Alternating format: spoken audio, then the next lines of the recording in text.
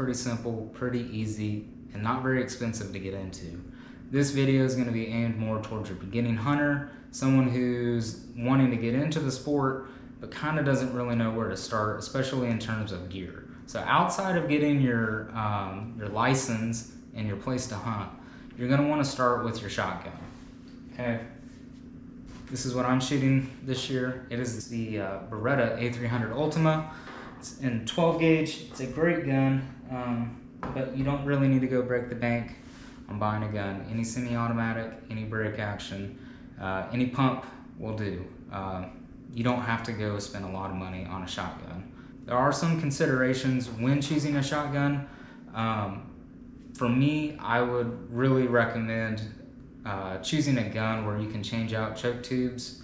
It's very important to shoot the right pattern based on how far your target is. You don't want to be shooting a extra full for a bird that's 10 yards away. So take that into consideration. Another thing to look at is if your gun takes it, make sure your plug is in before you go out into the field. You do not want to get a ticket. That will not be fun. The next thing that I have is ammo. This year I'm going to be shooting the Remington Sure Shot Heavy Dove. It's a great little load, nothing too crazy about it. It's at a good price point. I believe it's between $10 and $12, kind of depends on where you buy it from. But one thing that I would recommend is making sure you have the correct shot size. Typically for doves, you want to make sure you have 8s or 7.5s. Those loads work, that shot size works perfect for doves. It's typically what you're going to see at your big box stores. One thing that you need to look out for is making sure that your state allows you to shoot lead, and if it doesn't, you're going to have to find a different type of shot, a non-toxic shot like steel. Anyways, so make sure you pick up a couple boxes of those before you head out. And one other thing you really need is ear protection. You don't want to lose your hearing.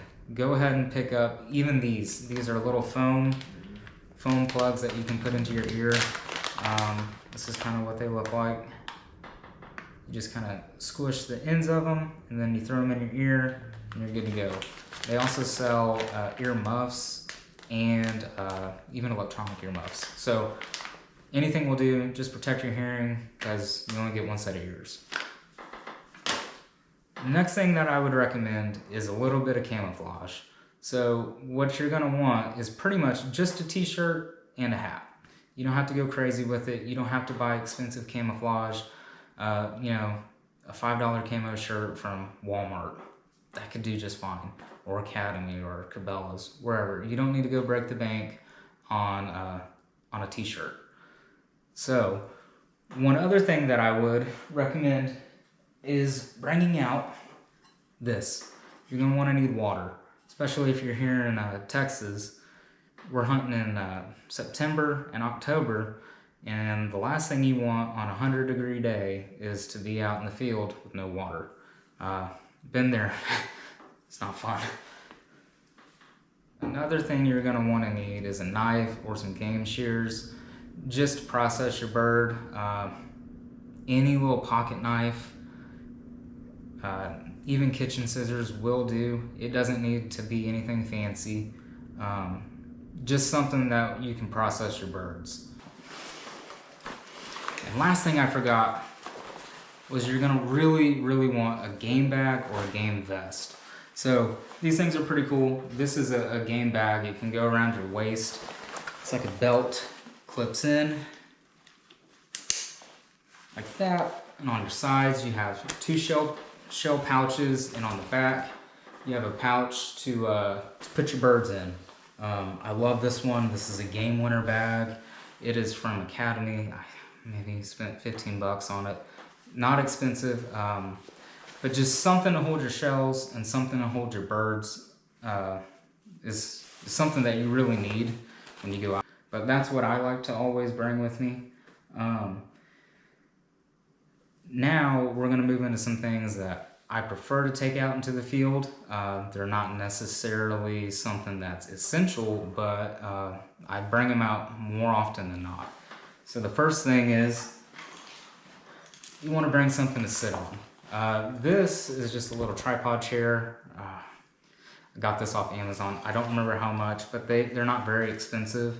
One thing I like about these little tripods is they're very light. You're not lugging something big and heavy around. So it's easy to even throw in the back where you keep your doves in your game bag. That's what I do sometimes. This even has a little sling and you can carry it. Or a lot of times what you can do is they have these little things right here. You can hook a carabiner to it and then hook it to your belt loop, and that's real easy to carry out. But another thing that I like is a bucket. This one's from Academy. It's got a little handle on it, and it's got a swivel chair, or a swivel seat, I should say. It's a really nice and inexpensive thing to sit on. And what I really like about buckets is you can carry things in them. You can throw your shells, you can throw pretty much anything, your decoys, your water. You can take all that stuff out there and you don't have to have it in your hands. You can just throw it in your bucket, carry it out there, and you're good to go. Any bucket will do. Just make sure it's not a bright color. I would say probably an orange I would not use. You can spray paint it, and that'll work out just great. Remember, birds have great eyesight. They'll see these things and they could flare. So that's definitely something you don't want to do. So if you do have a bright bucket, just make sure it's covered up.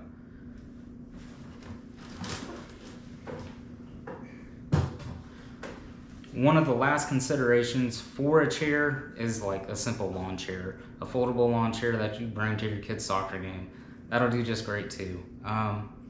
For me, I don't list this as essential because more often than not, I'll take it out there with me and then I end up sitting on the ground.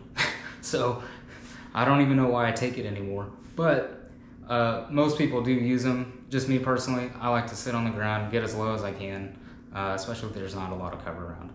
But that's just me. All right, and the last item that I want to touch on are decoys. So most of y'all probably seen mojos, the electronic mojos, spinning wings. There's the full body decoys. They have a little clip on them. You can clip them to a fence. You can clip them to a tree. They work awesome too.